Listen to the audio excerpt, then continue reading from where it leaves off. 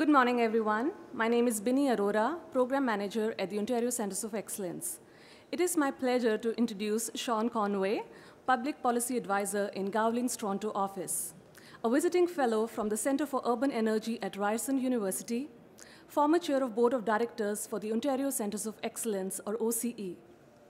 Mr. Conway has also served in the Legislative Assembly for over 28 years in positions such as Minister of Education, Minister of Colleges and Universities, and Minister of Mines and Government's House Leader. Please welcome Sean Conway. Thank you very much, Binny. Ladies and gentlemen, I should add to that list and a very happy Montreal Canadiens fan. Oh, that felt good last night. Why do I think it felt better last night than it might feel tomorrow night? But that is a story for another day. I am delighted to be here with these bright young men. I said to this group, Cara and Carol, where are the women? We'll have to work on that, Mike and Tom, for next year. But at any rate, we're delighted to welcome representatives from 7 of Ontario's post-secondary institutions to compete for not just a great prize. I can't remember in all the years, Tom, I was associated, and Mike, with OCE, that I ever got to give away in such a public and happy way $25,000. So, gentlemen, you have important work to do here today. And we are here to launch, really, the David McFadden Energy Entrepreneur Challenge Award. And the award, as is clear, honors a very good friend of OCE, actually a person without whose efforts there probably would be no OCE in 2014, and that is David McFadden, who was for many years chair of the OCE Board of Directors, who is sitting very saintly on the panel. He's a very inscrutable face. You won't know where this judge is going, I have found over the nearly 30 years that I have known him. The McFadden Challenge invites university and college students from across Ontario's academic institutions to address challenges facing the energy sector. And as you all know, we have no challenges facing the energy sector in this part of the world. Each year, a particular challenge is selected, and students pitch their entrepreneurial ideas and solutions to be judged against David McFadden's own philosophy of innovation, which is that it be economically viable while at the same time advancing the betterment of society and creating a safer and better place in which to live, work, and recreate. The theme of this year's McFadden Challenge is, quote, energy as an enabler, or enlightened energy. Students were challenged to create energy solutions that are practical, affordable, and sustainable, but also exportable and adaptable to the needs of different parts of the world. Students submitted a 3-minute video to OCE, as well as business plan summaries. We have 7 finalists here today to pitch to our expert panel of judges, and yes, the winner, announced later today, will receive the $25,000 David McFadden Energy Entrepreneur Challenge Award to advance that winning team's business concept. Now, I'd like to briefly introduce the panel of judges seated right in front of me. Our first judge, already mentioned, is David McFadden, sitting to my right. In addition to serving on the OCE board for many, many years, and as chair of that board for an almost equally long period of time, David McFadden is a senior partner in the Toronto office of the national law firm Gowling, Lafleur Henderson, and is a member of that law firm's board of trustees. Under David McFadden's leadership, OCE launched the Centre for Excellence for Energy in 2005. David also served as a member of the Ontario Research and Innovation Council in the middle of the last decade, 2006-2008, and he was appointed by the Ontario Minister of Energy to head up a 3-person panel looking at the structure and recommendations for change to that structure of what we know as the Electricity Distribution Sector Review Panel. He is also a member of the Smart Grid Forum of the Independent Electricity System Operator and is a member of the Council for Clean and Reliable Electricity. Judge number 1, David McFadden.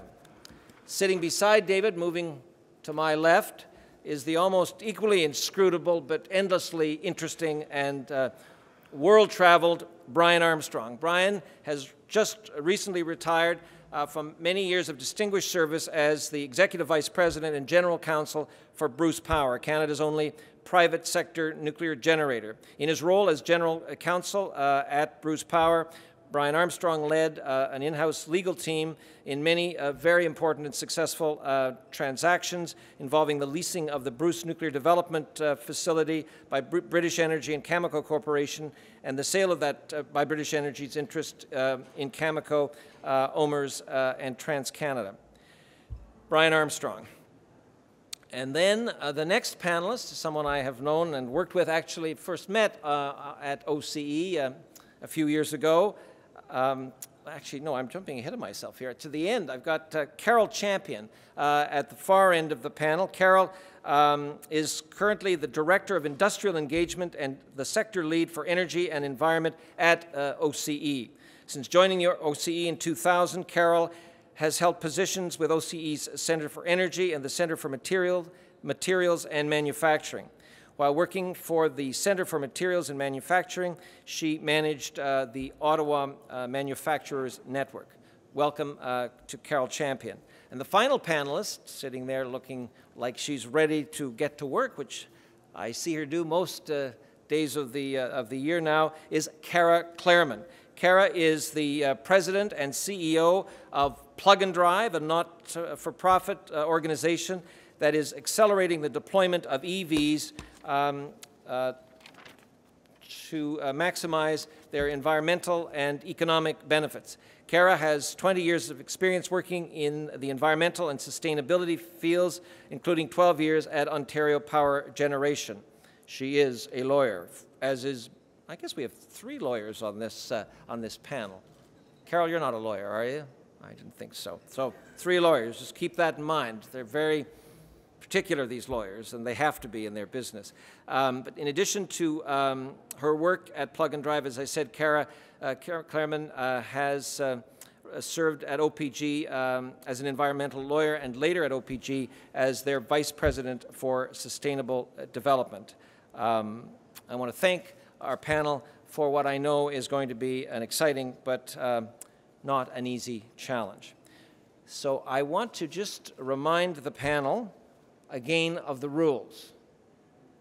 5 minutes. 5 minutes for your presentation, and the panel will cross-examine you to a maximum of 5 minutes.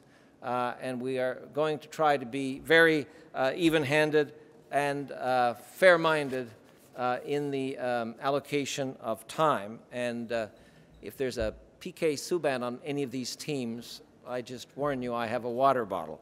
At any rate, so is there anything else, Binny, that I should, where's Binny?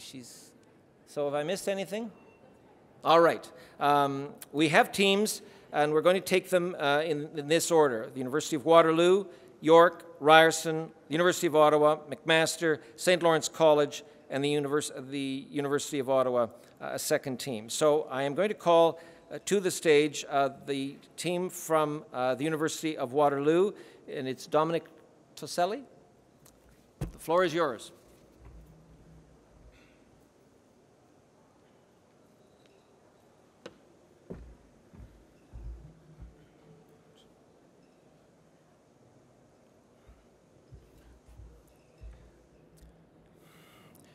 We live in a world today of petroleum-based products, from oil in our cars to asphalt on our roads. In the US alone, there's 60% of the consumption coming from oil and gas. And while the decline of oil and gas may show slight signs in both Europe and the United States, in the rest of the world, especially developing nations like China and India, it's increasing rapidly. We think by targeting this sector, we're going to have the biggest positive impact on energy globally.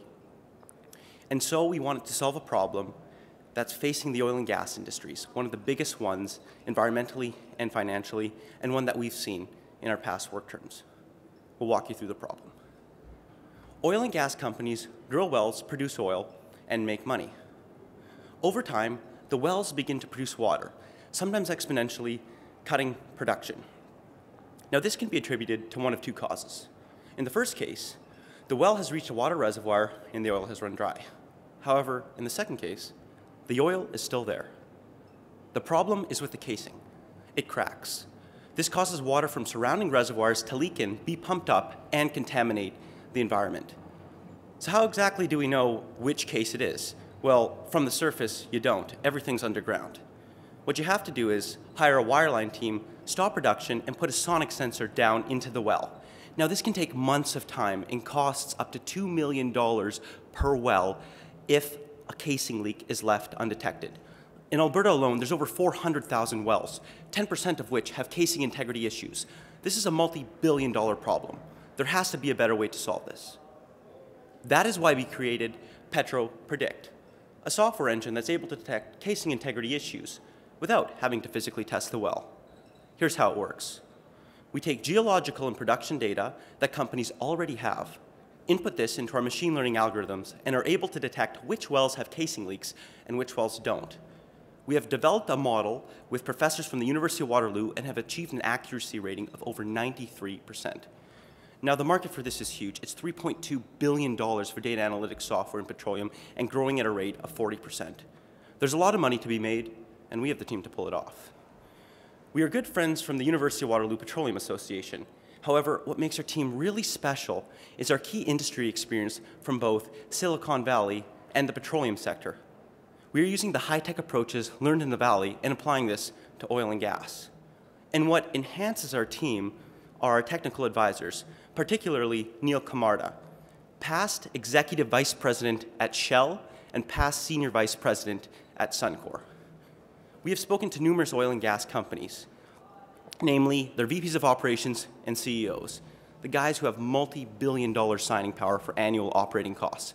The consensus, 92% of them have told us they want to use our software. In fact, two of the companies, one of which is Suncor, the largest oil and gas company in Canada, have agreed to give us pilots.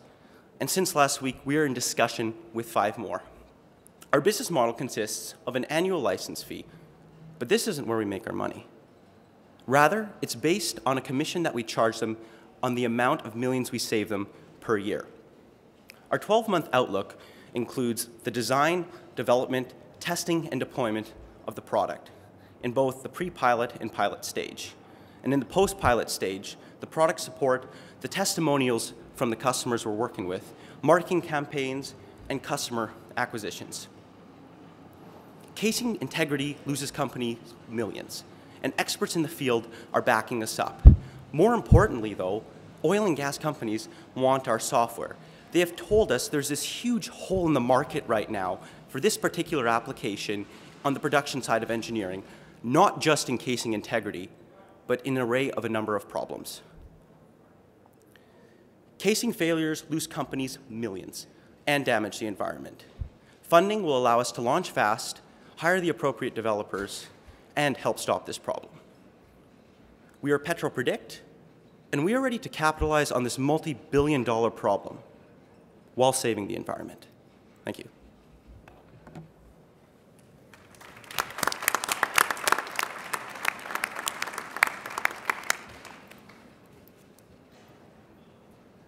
Dominic, I think it's a brilliant idea, and I just ask you to, I can understand the commercial benefit, in particular to the oil industry, but I'd just like you to elaborate a little bit on the environmental benefits of this proposal. So regarding casing leaks, I couldn't cover all of them in the presentation. Some of the biggest ones are stuff like gas migration. So this is gas leaking out from the wellbore, usually underground. And so the people that it will affect are generally, well, it could be towns or let's say farmers, for example. And the gas migrates to sometimes rivers or clean water aquifers surrounding the well. So that's one of the problems. The other one is underground spills that happen due to casing leaks. And we've seen cases actually, I'm talking with these oil and gas companies where they've gone undetected for years and years and years because one production engineer hasn't been able to pick it up. Dominic, Can this also be applied to pipeline technology? That's right. So when I mentioned that it could be used for a number of technologies, not just casing integrity, that was one of the things actually that came up. So for example, last week I was talking with the president of Dow Canada, Jacques Brodo, and he was mentioning that this could be really used for that. But right now we really just want to hone this in, really prove our models, get numbers, raise funding, and then we can expand that way. Question for you about the export opportunities. I mean, obviously, if there's an oil industry around the world, do you see export opportunities being there? Are there other products similar to yours in other markets, or do you feel that you've got something unique in the world? So right now, we haven't seen a company that's doing exactly what we're doing right now on a software basis. We have seen another company do something hardware related, but there's obviously a lot of limitations with that. In terms of export opportunities, we have been contacted by a number of international companies. We really want to prove this in our home soil first and then expand from there.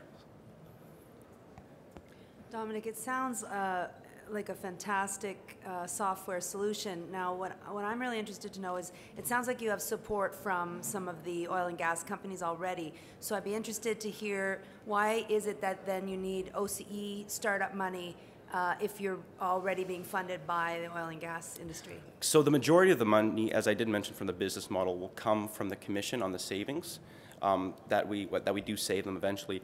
So to develop this product right now, we need to hire on people at this point in time, and we don't have that money from these oil and gas companies. The cycle is, let's say, quite slow. So we're trying to harness, for example, a couple of master students and PhD students in machine learning, but they're very expensive, and we need the money quite rapidly, let's say. Thank you. Can I ask you a question? I know you're in the pre-commercialization stage, but one question I have for you, what are you doing to protect your intellectual property? So right now we're actually seeking patents. That being said, really the greatest protection in this industry is to go at it as fast as possible.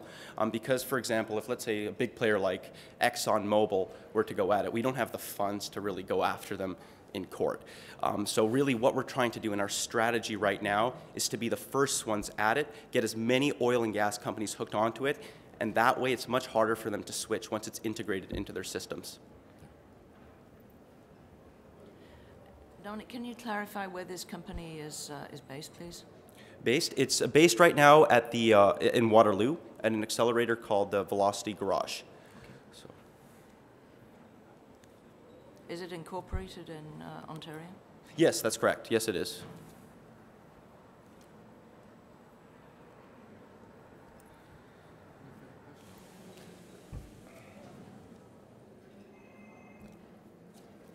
Thank you, Dominic. Okay, thank you very much.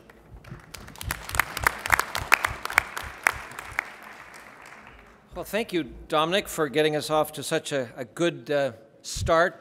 Very assiduous regard for the rules, which I appreciated, and thank the panel as well. Our next presenter from York University, representing his team, is Samir Gulamani.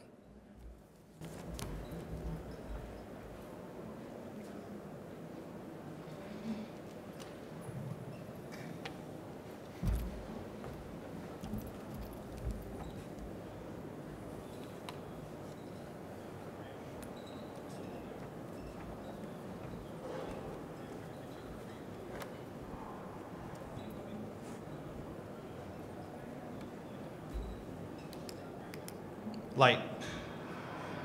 Without it, we're all in the dark.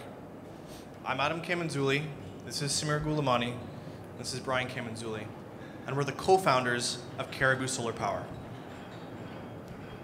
We provide economic opportunities in East Africa by replacing kerosene lighting with solar power. Caribou means welcome in Swahili. We are welcoming Africa to affordable solar. The reality is, for over 1 billion people, once the sun goes down, kerosene lamps light up, filling rooms with smoke and soot. Inhaling these fumes can lead to respiratory illness, disease, and even death.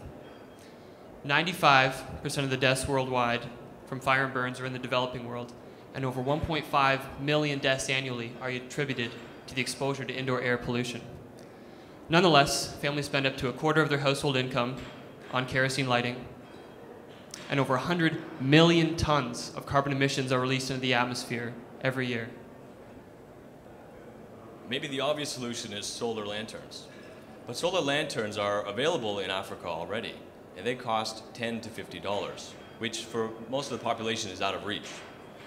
In fact, only 3% of the market has been penetrated by solar power, leaving 500 million people still burning kerosene.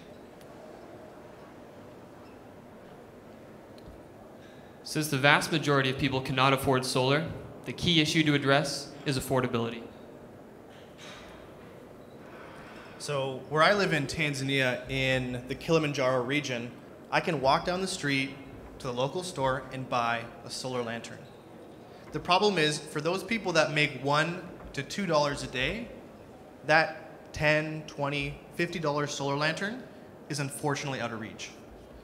So how do we know this? We went to Tanzania and we sold 2,000 solar lanterns. And we saw that the people that need solar the most cannot afford it. The truth is, kerosene is more expensive than solar. Families spend up to $100 a year on kerosene, about 30 cents each time, or $2 a week. But the reason that it's used so ubiquitously is because it's broken up payments. They can pay daily or weekly. So what we wanted to do at Caribou Solar Power is replicate the payments and affordability of kerosene and replace it with solar. Let me introduce you to the Caribou Solar Power Lamp. Here, it's convenient to carry. It can be hung on a ceiling to illuminate a room as well. It can even be fastened to the front of a bicycle. So what we've done is we split up the solar panel from the lamp, leaving a battery, an LED light, and a port for charging cell phones. We call it the puck because it looks like a hockey puck and because we are Canadian. It's way brighter than a kerosene lamp, far more versatile, and our business model makes it affordable. Here's how we do that. Our customers are dukas. Dukas are locally owned shops in Tanzania, that's their name.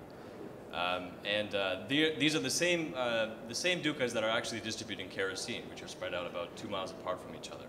We sell the business-in-a-box Caribou Solar Power Kit, which includes 2 hockey pucks and a solar panel.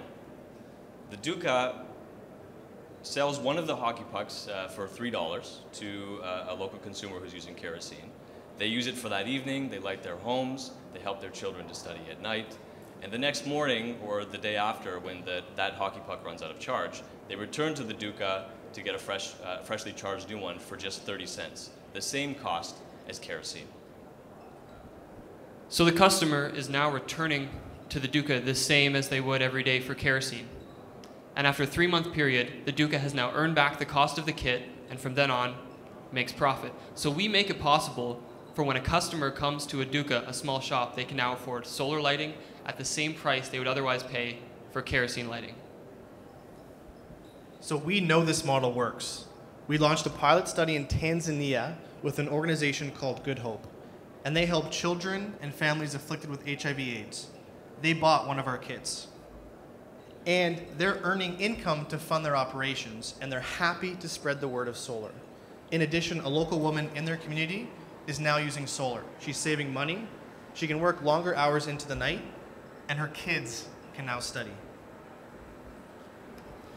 We've recently received global recognition for what we've been doing and featured in a number of media outlets and also received some funding from the United Nations. Success here today at the David McFadden Energy Entrepreneur Challenge will help us make affordable solar a reality for Africa. Help us welcome Africa to affordable solar, Caribou Solar Power. Thank you.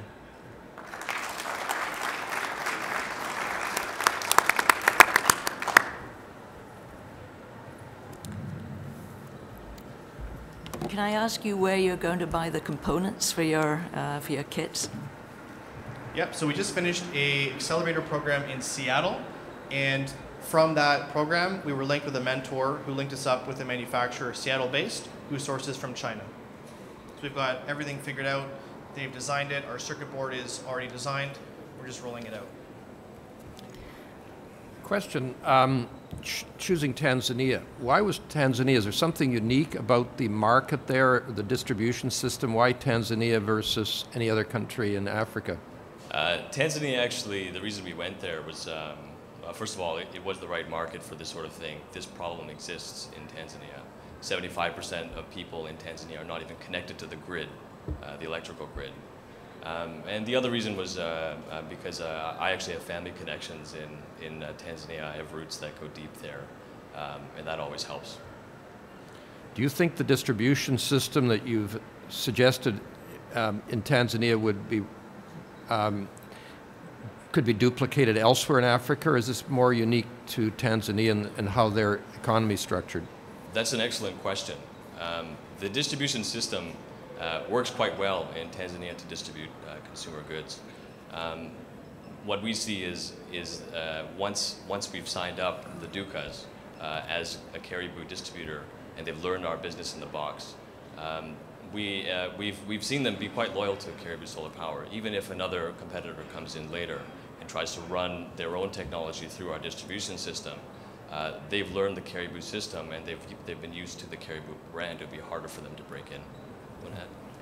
Also, we've received emails and messages from all over Africa and also Asia to buy these kits. And they say, I want to buy 20, I want to buy 1,000. We say, sorry, we needed to get it going first. We need the funding, the upfront costs to do the molding, to do all the designs, and to launch in Tanzania.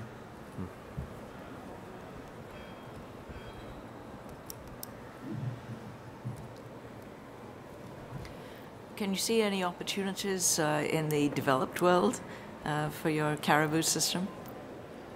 You know, we set out, our mission was really to, we set out with a bit of a frustration, which was we were selling these solar lanterns for the full price in Africa. And our frustration was that the people who really wanted to afford it, they couldn't do it.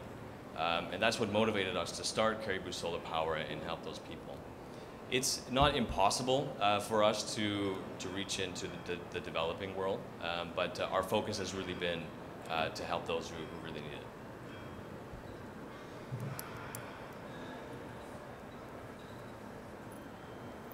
Any further questions? Very good. Just one. So are you aware of any competing product that has a similar business model and sort of trying to equate the price with kerosene? So I guess you can sort of break up the competitors into two spaces. One is you know, sort of solar lights that have developed a technology to sell solar lights, but they charge full pop for those. You know, those technology companies, the way they try to solve the affordability issue is they say, okay, let's just make a cheaper light. You know, we'll sell them for $10 or $7. But then, you know, people need proper lighting. The second group of competitors are those who have very large systems and attempt to achieve the financing of those systems through you know, remote control of whether it's off or on. So we've seen that too. There's nobody right now where we are in the sort of mid-market range where, you know, we have a very good light and we're distributing our affordability solution through Dukas, through a franchise system that we already know works. We haven't seen it yet. Okay, thank you.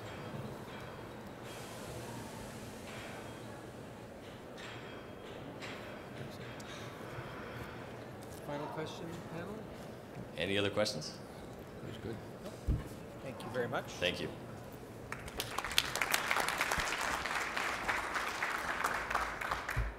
Thank you very much, presenters.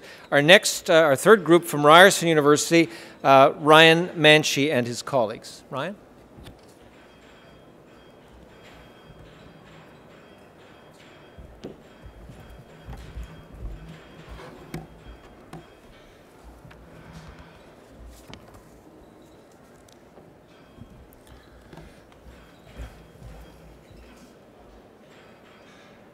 Start anytime?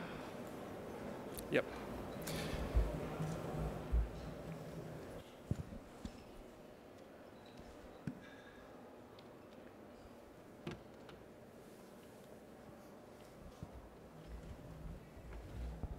You want this? All right. We're here to deliver specialized financing for your deep home energy efficiency retrofit at no upfront cost with cash flow positive results. My name is Ryan, and this is my colleague Edmund, and we're very excited to be here talking with you about the $300 billion market in global energy efficiency. We'll discuss the barriers that have prevented home energy retrofitting in Ontario, and then get into our utilization of new financing innovations that enable this huge market opportunity. Our plan and collective skills, tenacity, and experience will ensure we attain our milestones while creating remarkable economic, social, and environmental benefits. So what's happening in the marketplace today? The barriers to retrofitting include historically low energy prices, large upfront capital costs, long payback periods, a disaggregated system of incentives, and a remarkably weak body of knowledge. Homeowners believe that savings and traditional debt mechanisms are the only means of covering the capital costs of an energy retrofit. Coupled with concerns about not recovering costs due to long payback periods, homeowners are entirely dissuaded.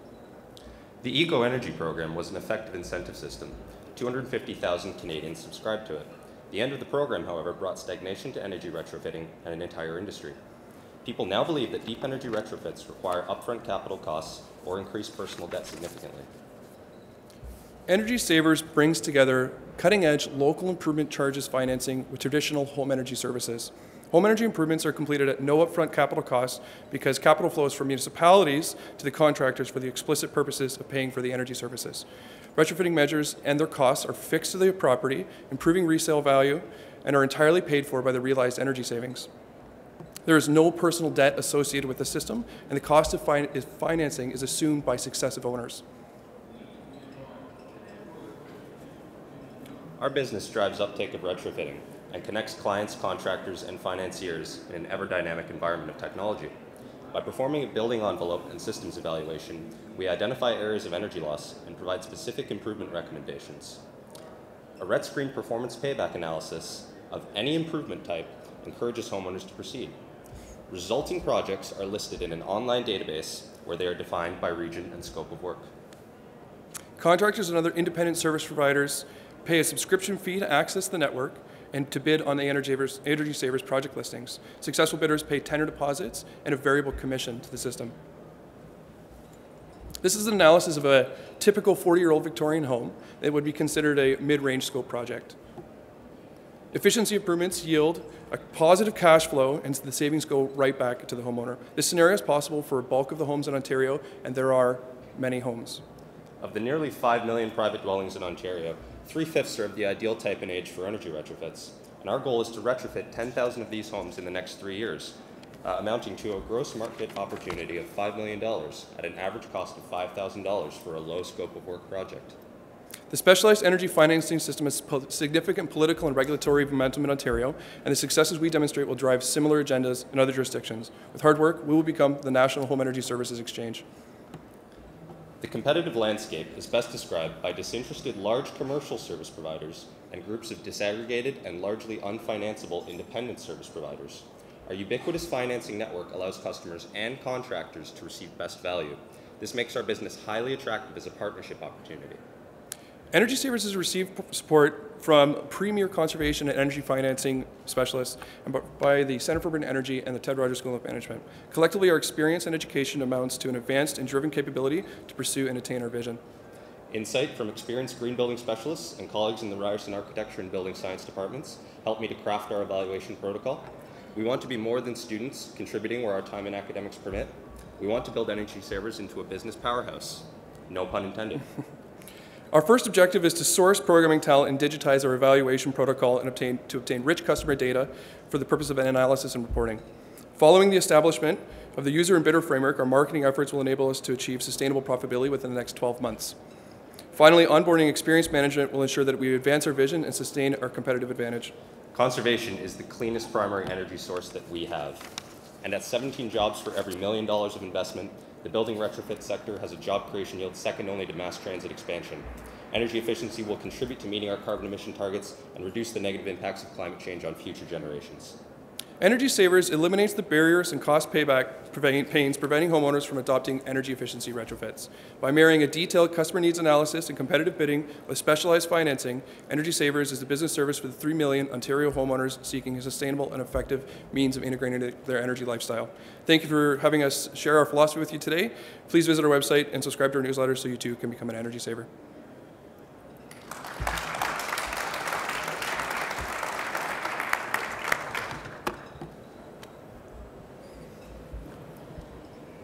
Building technologies are going to change over the next 5 to 10 years, probably substantially. How do you see innovation being included in your model? Sure, absolutely. Well, actually, the model is specially designed to be very dynamic. The local improvement charges system has the regulations themselves state that any energy and water conservation initiative or renewable energy generation or storage technology is permissible. And so effectively, as the technology environment changes and the regulatory environment changes to permit these types of things in homes, they can be very easily adapted into the model and as a delivery mechanism for achieving that. And as from communities as well, too. I mean, we'd like to be able to aggregate homeowners and communities and be able to achieve economies of scale that way as well. Is that going to have any weighting on your bidding system? Oh, absolutely. For the contractors, contractors will be able to bid on multiple projects. Yeah. A question. It strikes me that you're going to need quite a number of people on staff, particularly as you build a business. Who do you have now, and what is your plans for the next couple of years in terms of staffing up? Who are you looking for? What kinds of people? How do you see that going absolutely. ahead? So we've been primarily a volunteer-based organization. I mean, it's been a secondary academic pursuit, essentially. But we will be aggregating staff for primarily with programming, of course. So we'll take our system to develop out the programming. Our bidding, our evaluation system is prepared to go. It's ready to scale. We just need to digitize it, and that way we can deliver it. We can deliver the evaluations without having to require staff, and effectively it becomes a means of coordinating. Our requirements become coordinating. And we do have a colleague in electrical engineering who is involved in research in renewable technologies and storage, which is something that addresses your question earlier about the innovation of technology. I saw a picture of a whole bunch of people there. Looked like they were in T-shirts ready to work. Are they part of your team? Yeah, they've been our volunteer team. So that was our beta testing. We went out. The model has developed advanced quite a bit over the last year and a half. Initially, we started by internalizing services in an effort to really offer these services as opposed to bringing together various service providers that don't have financing opportunities available to them. So they were our evaluation staff. Is this an Ontario-only proposal with applicability only in Ontario, or are there export opportunities? Absolutely. So there are many jurisdictions in North America that actually permit local improvement charges financing. California, New Jersey, New York. There are a smattering. I mean, there's over a dozen at this point, but it is advancing quite rapidly. So it is a North American opportunity, and it is a system that's been rapidly or used very often in the Europes. Are there others pursuing the same model in other jurisdictions? No, it's been disaggregated. No one yet has been able to aggregate the service providers. Yeah, people will do energy evaluations, people will do the contracting work, but nothing together. Yeah, and homeowners are left to effectively navigate that system on their own.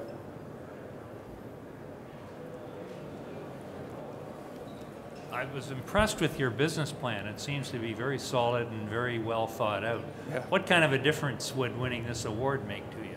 Well, quite substantial, really. I mean, we're students and have an inability to contribute beyond our time. So if we can commit ourselves to it, we can see we've seen a lot of advancement as students. So as full-time staff of the company and having the resources to be able to purchase the programming, for example, would advance quite rapidly. Yeah. Just want to follow up. That's once you've done that, we've got past this, then your team of volunteers, some of them are going to have to turn into staff. Oh, yeah, absolutely. At some point, I'm assuming. And have you already figured that out, how you're going to staff this up? In terms of headhunting? Yeah, in terms of actually hiring people rather Ultimately, than we'd like to be able to hire seasoned staff. Yeah. Ideally, it's a wonderful industry in Ontario. We had incredible momentum with the Eco Energy Retrofit program. There's a lot of people prepared to be employed under the program.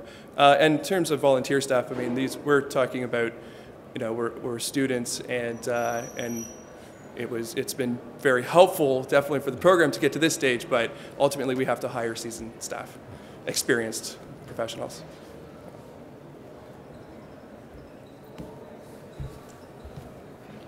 Thank you. Thank you. very much. Well done. Thank you very much, the presenting group from Ryerson. Our next group is the first of two groups from the University of Ottawa.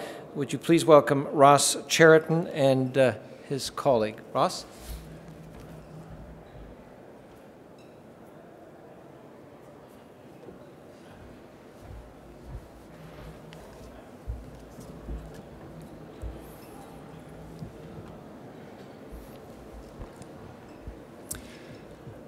Hi folks, my name is Mark Yant. I'll be presenting on behalf of Ross Sheridan and myself, and we're both PhD students from the University of Ottawa.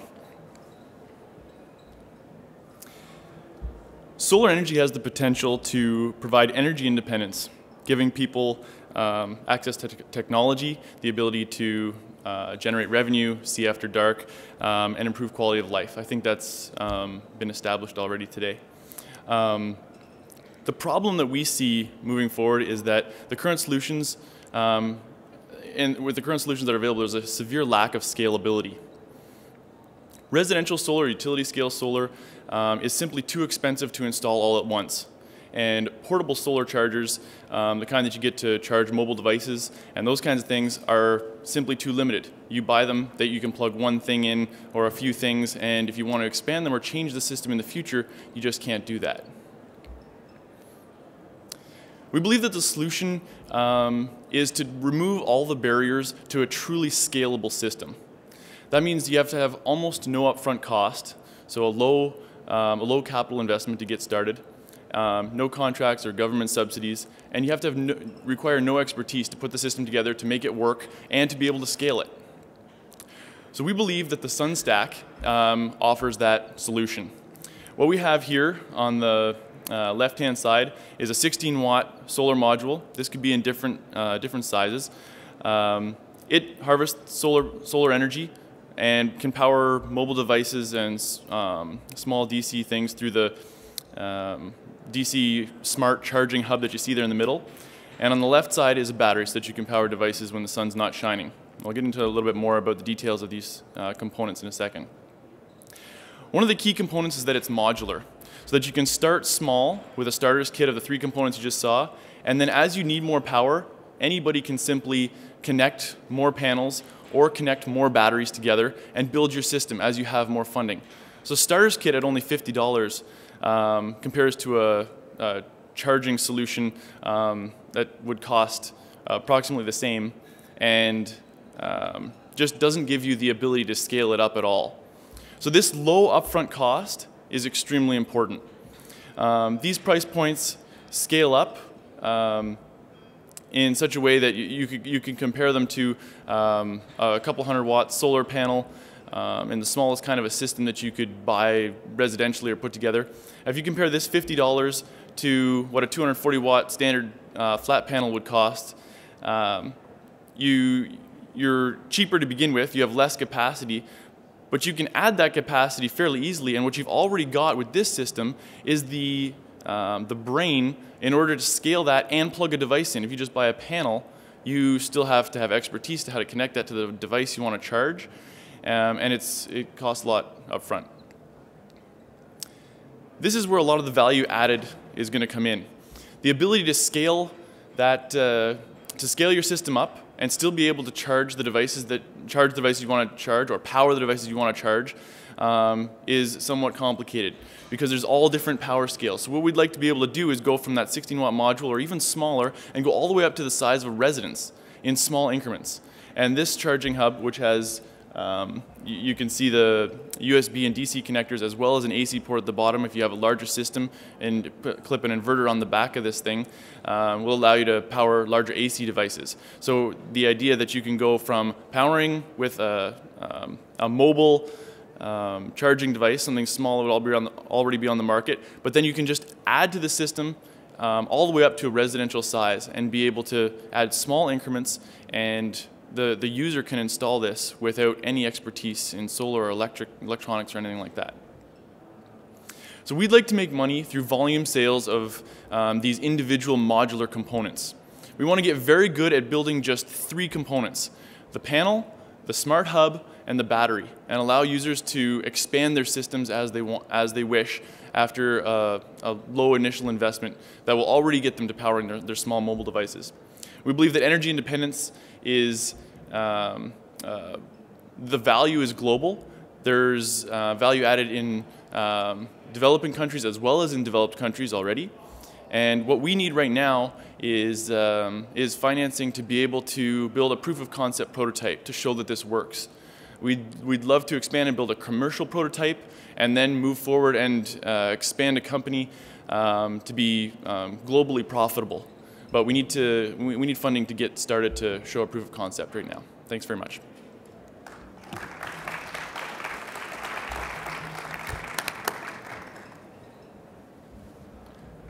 Question on the components. Where do you see I mean, you've got 3 key components. That's right. Where do you see sourcing those at this point? Have you managed to research that and got a pretty good idea on where you'd source them? So not all of them actually. The idea is fresh. The batteries, the battery technology, we don't expect to develop on our own. We'd like to outsource that. There are good batteries available. On a large scale, they're too expensive, but on a small scale where you can scale up, we believe we can buy those at this price point. The Smart Hub is our own development. We're going to manage that power. That's where we're adding particular value. The silicon flat panels, those have come down in cost considerably over time, and the price point that we showed you is just under $1 per watt. That's what you can buy them at commercially right now, and those are being manufactured overseas. That's one of the reasons why those have come down in price considerably. But we'd like to make that system, the integrated system, accessible all around the world. So the hub then is really your key intellectual property. So there's a couple of things that we'd classify as intellectual property. The ability to scale requires the power management to do that. That would be the hub. And the connector design is also important because that has to be safe and it has to be pretty foolproof if you're going to have somebody with no technical background clipping these together and installing them. Who do you see as the market for this product initially, and what's it going to cost? So we are going to try and hit those price points that I showed. So the panel at $15, Smart Hub at $20, and the batteries at $15. We think that it depends where you are in developing countries, but we believe that in a lot of developing countries that need access to power systems, power, cell phones, the technology systems that have become ubiquitous around the world, there's still a lot of places that can't power those devices and can't install a large system, but if they got a system like this, they'd be able to do it in increments. And so you buy a starter's kit, and we believe that people that are buying cell phones and these small devices that are giving people access to technology and better quality of life have the capacity to spend $50 on a system that can charge their phone, and then they can scale that up as they make money, as they grow their own businesses, and build this all the way to a size of a system that would power a residence. They can sell that power then to others, or they can use it themselves to do other things. Can I just ask you about the residence? Sure. You mentioned that you're going to have an inverter on the hub. How would you see a non-technical person connecting this, for example, into the electrical system of a house, where you might want to, for example, power your lights or something of that ilk? Right. So that connection capability is right now we're looking at that connection capability just in terms of outlets in the hubs. So if you want more outlets, you buy more hubs, basically. And this stands beside the electrical system in your house. We would like to be able to provide an integration system that connects your hub to your central power in your house, so that if you're on grid and you went off, you'd be able to just basically switch over. But that's not where we're going to start. We're going to basically start by offering these hubs. If you need more outlets, you'd have to buy more hubs as your system grows. In your business plan, do you have a plan to do some market research around the need for these kind of systems? Because I think there's some assumptions, you know, that people want a scalable system, but I'd like to see some work around, you know, the evidence that people need that. I think sometimes we think we know what people need and we don't have the evidence base. So maybe could you just spend a minute talking about how you would determine that? Right. I think you're absolutely right. We have to do some more market research and find out exactly where the most advantageous places are to offer something like this to begin with. But I know from going through from being involved with the industry, just as a PhD student, going to conferences and things for the past several years, that the barriers to entry or the barriers to getting the consumer to buy a product are simply that it's too expensive to install a large system all at once, or the smaller niche applications where we're charging little things are just they're just too limited, and you have no, once you've bought that, you've got a finished product, but you have no way to adapt it or change it to your needs. So short answer, we still have to do the market research like you said and confirm where those issues are most pertinent. Thank you. Thank you very much.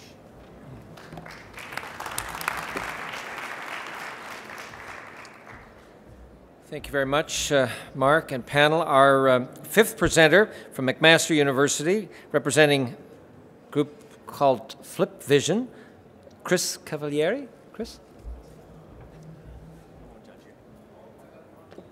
Kevin, it's all good. Apologize, I'm a little bit more blunt than some of the others.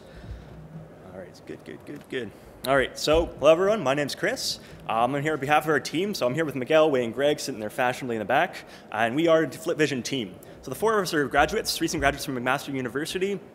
We are incorporated in Canada, federally incorporated since April 2013, and we're working with several business and technical mentors who have been guiding us along the way on the project. So first things first, there's a paradigm shift occurring in the outdoor advertising industry, and that shift is basically shifting from static, paper-based billboards, so I'm talking about big highway billboards, to digital. For the sake of that, well, they make more money. Digital, in fact, can make around 6 to 10 times more revenue for outdoor advertisers, which is great. Raises the question is, why isn't every sign digital? So it just so happens that question itself gives us an opportunity for a $1.4 billion market to disrupt this market for ourselves. So stemming some of the root causes for why this is the case is, one, the fact that societies typically just frown upon these signs. I'm sure you all enjoy staring at them on the Gardener. So these signs themselves, basically they're big, distracting, and invasive to society. People don't like them, but even more so, they have a significant impact on the environment. I'm sure a lot of people don't realize.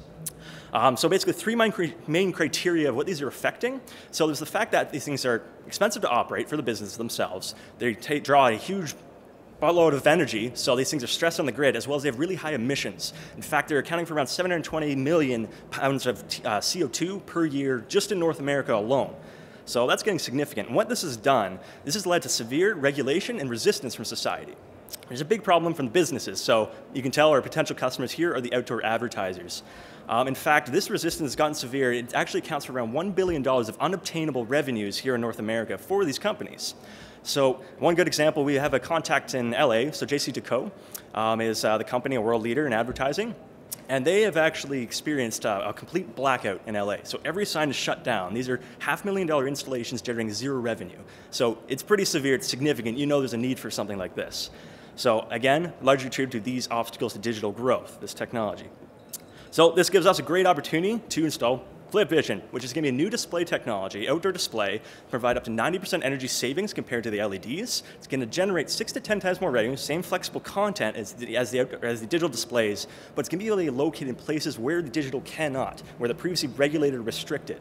So just great for business. Additionally, inherent to the technology itself, it's going to be less bright, less distracting, less invasive. So this kind of encompasses kind of our main vision, which is put nicely from speakers from Sustainable Hamilton, a group we've been involved with, and emphasizes the 3 pillars of sustainability. So economic sustainability, of course, got to make money, social sustainability, and environmental sustainability. And that is where we're delivering value in this product.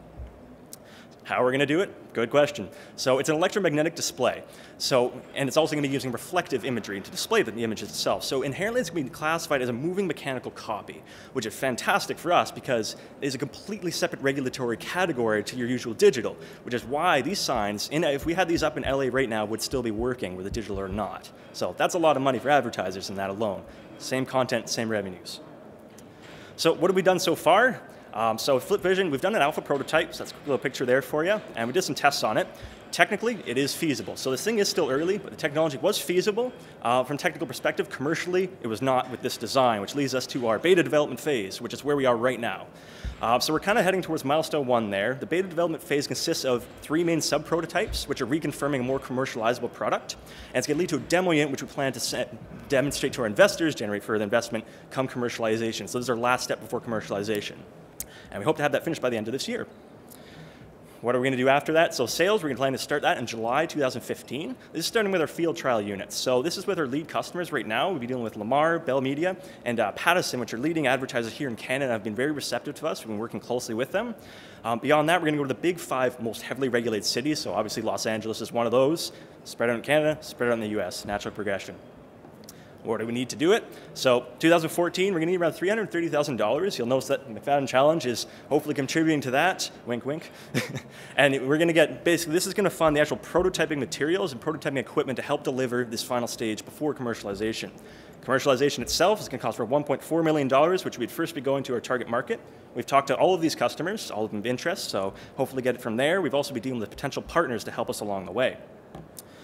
So, in the end, Flip Vision is a total sustainable solution. Again, triple bottom line, sustainability, environment, society, and economy itself. We're delivering this to deliver value, tangible value to the outdoor advertisers. We're going to do this in the process of this here in Ontario. We're going to make around 20 direct jobs, about 50 indirect jobs. First year sales, we're going to have around $1.4 million in revenue, and by year 5, we predict around $30 million of revenue. So your money is going to go help us our final stage before commercialization. So it's fun, prototyping equipment, prototyping materials, all that fun stuff. So, any questions? Thank you very much. Sure.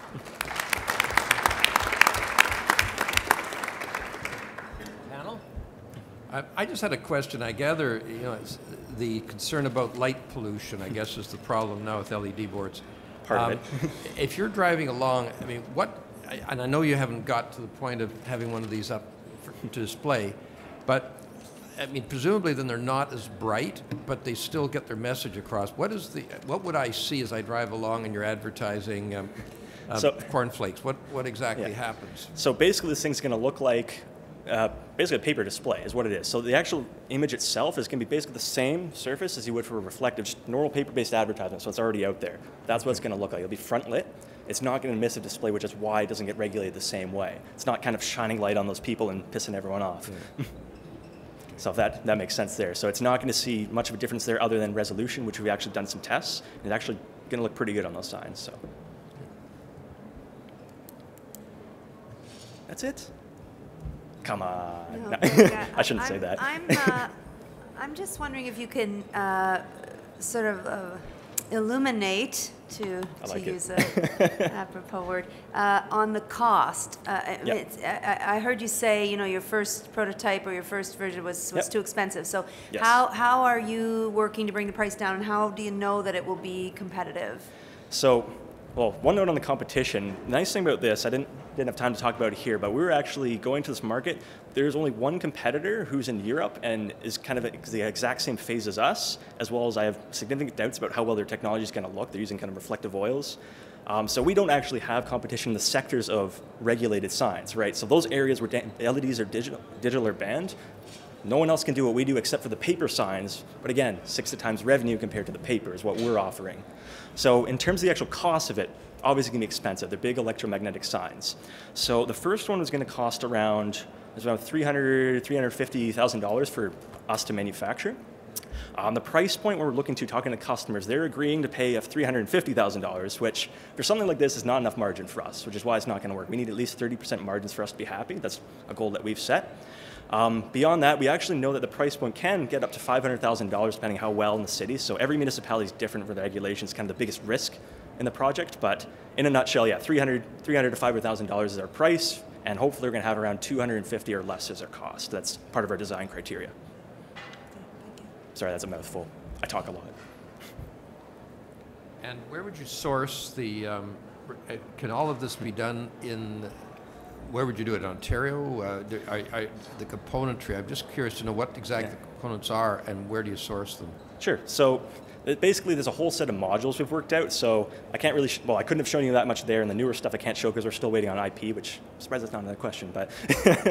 So basically, there's basically a reflective surface, so you actually have your kind of, essentially, sort of booklets flipping around. So you have your reflective surface, you're gonna have your actuators underneath it that are controlling the booklets themselves, and all your control systems. Manufacturing-wise, so in terms of how things are done now, we're actually dealing with one company over in Oakville who's potentially expressed interest as a potential partner once we're ready for commercialization. What they do currently for the LED signs, because the structure manufacturing is going to be similar to the LEDs, obviously different components, we'll have to have our own supply chains.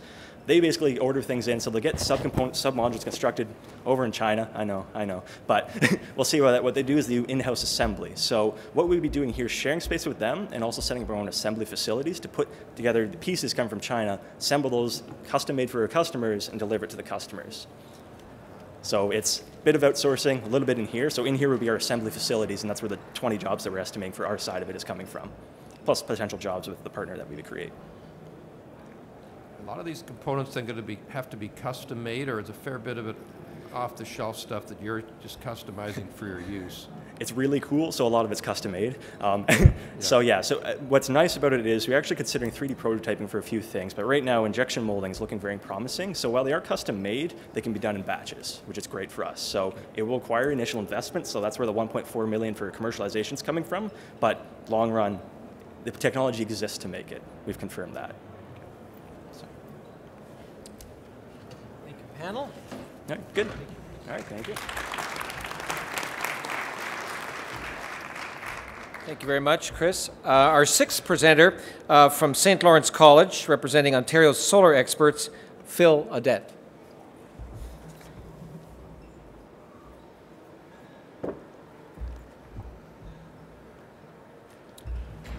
Did you know that 1.5 billion people do not have access to electricity and nearly a billion people do not have access to fresh drinking water? What if I told you I had a solution to solve all of these problems? Hi there, my name is Phil Audette. I'm an engineering technologies graduate from St. Lawrence College in Kingston, Ontario, and I believe I have a solution that will change the world. Since starting my own solar installation company at the age of 21, I have been constantly looking for ways to innovate and find solutions to our energy problems. This led me to an idea. What if we could use solar energy to create fresh water and electricity in the same unit? After doing some research and building a small prototype, I proved that it was in fact possible to do this, only using the sun's rays.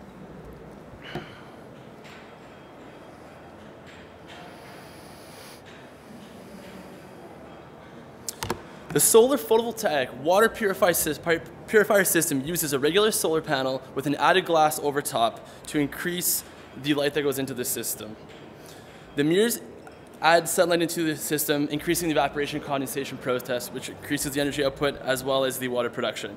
Ever seen a Coke bottle on a warm sunny day with little tiny water droplets at the top of the bottle? Our system works in a similar fashion through an evaporation condensation process. Allow me to explain how this system works.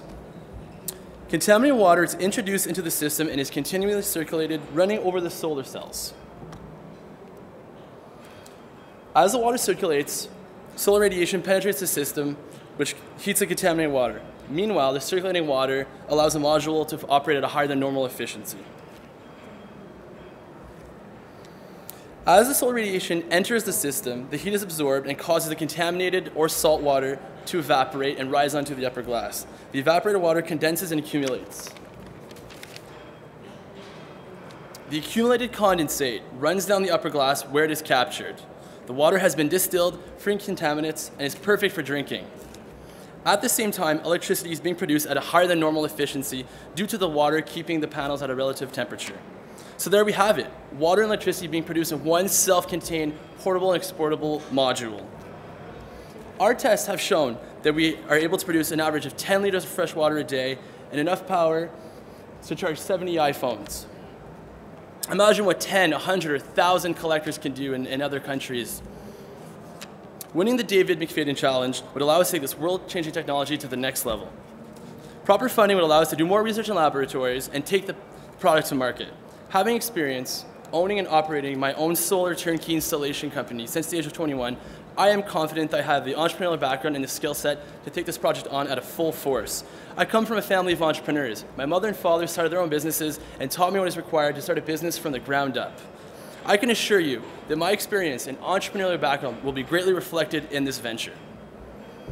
I would like to close by saying that we have a solution that will not only solve the world's biggest energy problems, we have a product that will provide fresh water for billions of people across the world. But we need your help to make it a reality. Invest in the future. We have a solution that will change the world. Thanks for watching.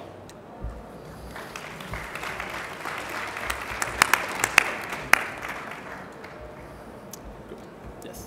How far along are you with this idea at this point? Have you built a prototype? I have built a small prototype. I'll be honest, we are in the initial stages, and that's where the funding comes in to kind of grow this and do research in laboratories and get some brains to help grow this product and test it. So.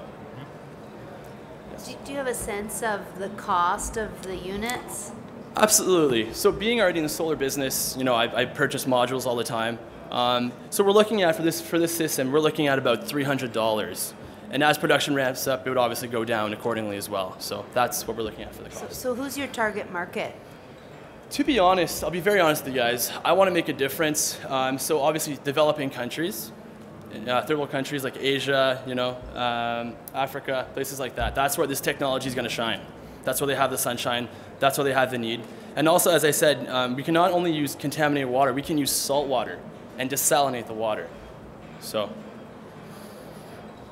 You've got your water, which is circulating, keeping your solar panels cool, yes, which increases their efficiency. That's Are correct. you worried that because the water is on top of the solar panels that you might get absorption and therefore decrease the efficiency of the solar cells? Well, since salt water is transparent, solar rays are allowed to go through it very easily, and we're using mirrors to concentrate additional sunlight into the collector system. Does that answer your question? Yeah. Doesn't that increase the heat, though, falling on the No, solar because cells? the water is going to moderate the temperature of the module. So for example, let's just say you had this panel outside in the open. It would get warmer than if there was water on it because it moderates the temperature and it circulates, so it's able to keep it just slightly colder than it would be if it was outside on a nice sunny day in the air. Who do you see as your market?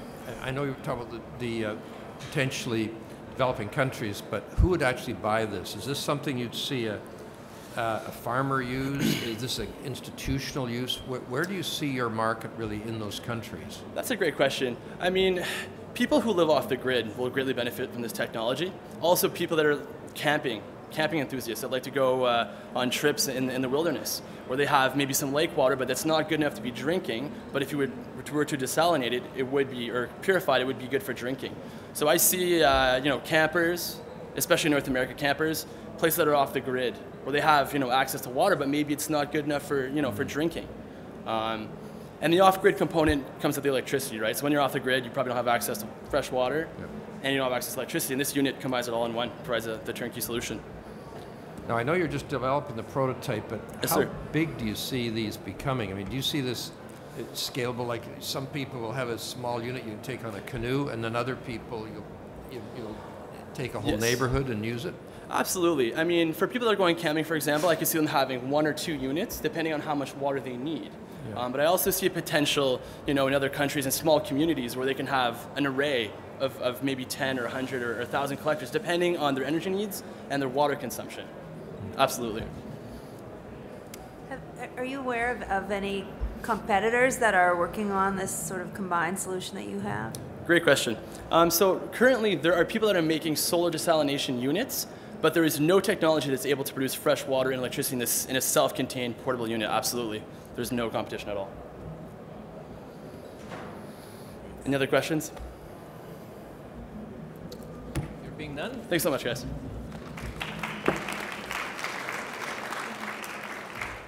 Thank you very much, Phil. Our 7th and last presentation will come from the second University of Ottawa group, Patrick Trahan, representing Therma Solaris.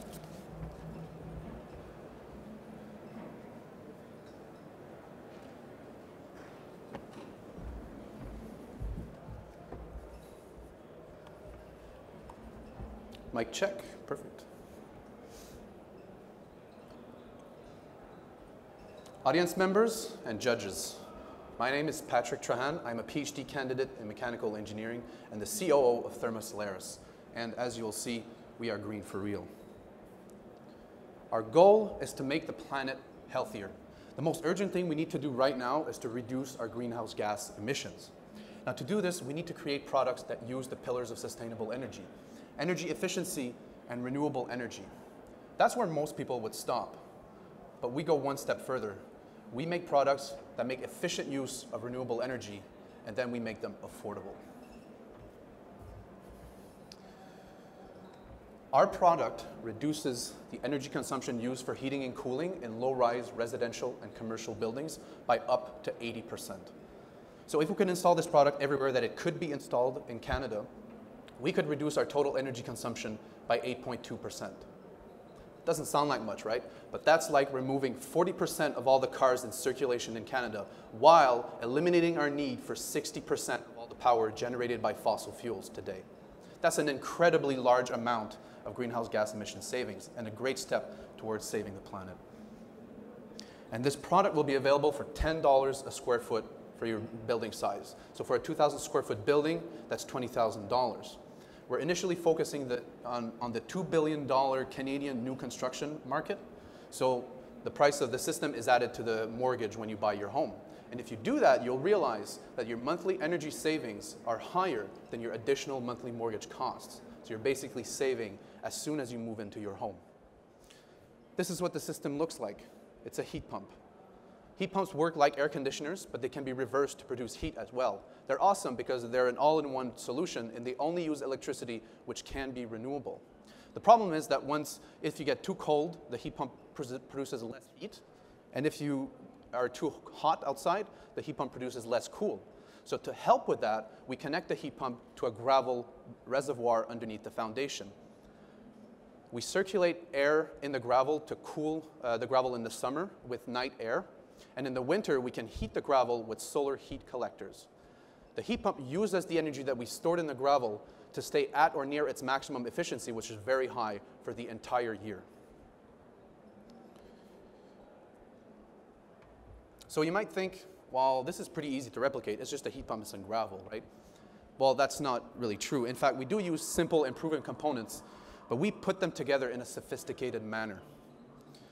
So this is a really complicated endeavor, and it takes years of research to do. We've been doing this for 2 years in R&D, and to develop the mechanical and the mathematical models to do this. No one has done this. There's nothing available on the market.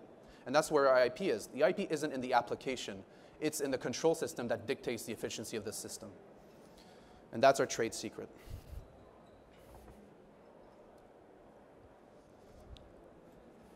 R&D has been going on for 2 years, as I mentioned. During that time, we've established a network of partners that include home builders, gravel suppliers, heat pump installers, heat pump manufacturers, and the like. And also a bunch of architects as well, very important. This summer, we will partner with Carleton University and 2 government programs to do a small-scale proof-of-concept demonstration. We have also partnered with Phoenix Homes in Ottawa to do a full-scale demonstration next summer. To get started, we only need $30,000 for the small-scale product. We know that we can obtain seed funding in Q1 of 2015 to pay for the full-scale model. But it only gets better. In the longer term, we are creating a nest on steroids. Even smart thermostats today are pretty dumb. They're fancy on-off switches, basically. What we plan to do blows everything else out of the water. We will create a pain and worry-free whole house energy management system that looks awesome, tells you when you need maintenance, can optimize energy use based on predictive environmental modeling and energy use habit, and can tailor your energy use based on where you are in the building. The product will also grow from just a heating and cooling system to waste heat recovery, multi-zone climate control, hot water and fresh air integration, and the list goes on. This is all possible because we have a super intelligent control system that manages the efficiency, and we have gravel to store the energy. This will make it the most intelligent, complete, and efficient whole house energy management system on the market. So if you want to save the planet, save money, or both, the time to act is now. Choose companies that feature products showcasing the 3 pillars of sustainable energy: energy efficiency, renewable energy, and affordability. We are Thermo Solaris. We are creating a nest on steroids, and we are green for real. Thank you.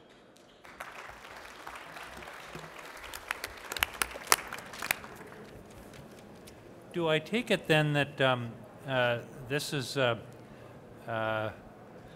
system that can only be applied to new build? You can't retrofit this into an existing house? It's very, it's not expensive at all to install in a new build, you're right. And that's why we're focusing on new constructions initially. Retrofit is a possibility if you have the land next to your building, but there's a host of complications because the gravel is not under the foundation. So at this level, the soil temperature is at a constant 10 degrees C. If you put it on top, then you need to insulate it because it gets cold in the summer and hot, cold in the winter and hot in the summer. So it really is for new build? Preferably, yes. Right. And did I understand you to say that it adds about $20,000 a unit to the cost of a 2,000 square foot home? Well, the 20,000 is the total cost of the system. So for a 2,000 square foot building, a typical cost for a system would be 10,000. So it's an additional cost of 10,000. But if you put that on your mortgage, it's the energy savings compensate for that cost. Actually, I think you just answered my question, which was, you know, something, this is sort of a pretty unique design, but the closest thing that I could think of is sort of a geothermal. And I was going to ask you, you know, how do you compare the cost to geothermal? But it sounds like it's about 4 to 1. Would that be about right? Because I know a geothermal system for a 2,000 square foot house could be about $40,000. Yeah, it depends on the region. If also, our system is special because we build the system on top of the building. You have a geothermal systems. There's two types. There's horizontal ground loops and there's vertical. Horizontal are less expensive by quite a big margin, but they take 4 times the building area. So suburban areas, you don't have that area. Vertical systems are very expensive because you're drilling in bedrock. You're going 200 feet down. So they can be $40,000 to $60,000. Our system is 20, same or more efficiency. Okay, thank you. I have a question just about the components of your business. What really is here in terms of your intellectual property aspect of this? What is it that gives you the competitive advantage? I know you said heat pumps have been around a long time, so just describe the components of your business and where the intellectual property is that you have within the company that gives you a unique advantage. Yeah, I've touched on it briefly. The IP is in the control system. So the components themselves are very simple, but it's the way we use them that are very intelligent. So if someone was looking at our system and they would say, okay, well, this guy has a heat pump and gravel, I can do that. But it's a control system that manages when the gravel reservoir is being recharged, how we use it, and all the slew of products that are coming forward that make this nest on steroids that you can take heat recovery, fresh air integration, hot water, and combine it in one super efficient package, and you never need to worry about it.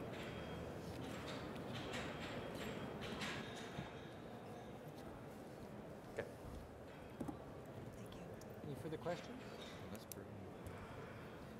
Thank you, Pam. Thank you. Thank you very much, Patrick. Well, ladies and gentlemen, there you have it. 7 presentations. I don't know about you, but I begin my day listening to the public broadcaster give me the news of the world. Usually by 6 o'clock in the morning, I'm lying in bed thinking, this is a very complicated, problem-prone place. And that's the way it began for me this morning. And now I come and hear this range of presentations, and I think I speak for all of you when I say these are just excellent. And I want to thank all the presenters for reminding us of the hope of a complicated world. Just very quickly, Dominic from the University of Waterloo. God, he has the look and the, no tie, he's got the look and the poise of a White House briefer. Say nothing of the content, which was really quite impressive. I liked I think I quoted him, oh, and we need the money now. Ryan Manshi, you know, if you've been around students, and I see my friend and a good friend of OCE, Jachin Nathwani from the University of Waterloo here, you know, and Brian Armstrong, and a very straight face of his, just asks a university student, and what might you do with $25,000? And I liked the question, and I really liked the directness of Ryan's answer.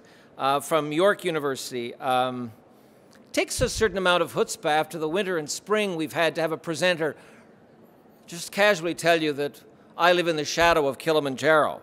One of the many very impressive parts of an excellent presentation. Mark from the University of Ottawa, Stack Solutions, I thought, again, very clear, precise, like so many of these presenters, means business conveyed real meaning and content. And yes, Chris from McMaster, shrinking violet if ever I saw one. Not afraid to stand up here, you know, in the shadow of the Presbyterian Church and actually say, pissed off. I made note of that, and tell the panel he was surprised they hadn't asked a question about the intellectual property of his proposal. Phil reminding us from St. Lawrence College that as we know and need to be constantly reminded, entrepreneurship is often a family affair. And Patrick from the University of Ottawa, Thermus Solaris, a nest on steroids. And I'm green for real. You better be careful, young man, or you'll be recruited by one of these political parties for a non-technical adventure. Just excellent. I just want to thank you all for clear and lively presentations, and you've given my friends on the judging panel no small task, and they are beavering away, and I'm going to invite you all shortly, but not just yet, to do a couple of things, and Benny is going to come up. We're allowed under the very strict code of ethics that governs the Ontario Centres for Excellence, Inc., to give the judges a small token of our collective appreciation that meets the best conflict of interest standards that we know. So Benny is going to give me those, and I'm going to present them to the judges. The judges are going to remain here to work through the details of a very difficult task. I want to again thank the panel, or the presenters, and remind you that the awards will be announced at lunch in Hall F off the main foyer. You all have, or should have, on your badge the tables. You've been assigned to tables near the front of a cavernous lunchroom. So would you please find your seat and be there so whoever, you know, it's like the Academy Awards. We don't want Ellen DeGeneres to have to look for you when your time to get your Oscar arrives. So lunch begins at noon in Hall F, just off the main foyer. We want to invite all of you to take the intervening time between now and lunch to look at the many excellent presentations and displays that are on the floor. And with that, I want to adjourn this session, give a token of our appreciation to 4 excellent judges who've taken time out of their very busy schedules to do a very difficult job. And again, thank you to the 7 teams, absolutely first rate. Good luck. Thank you.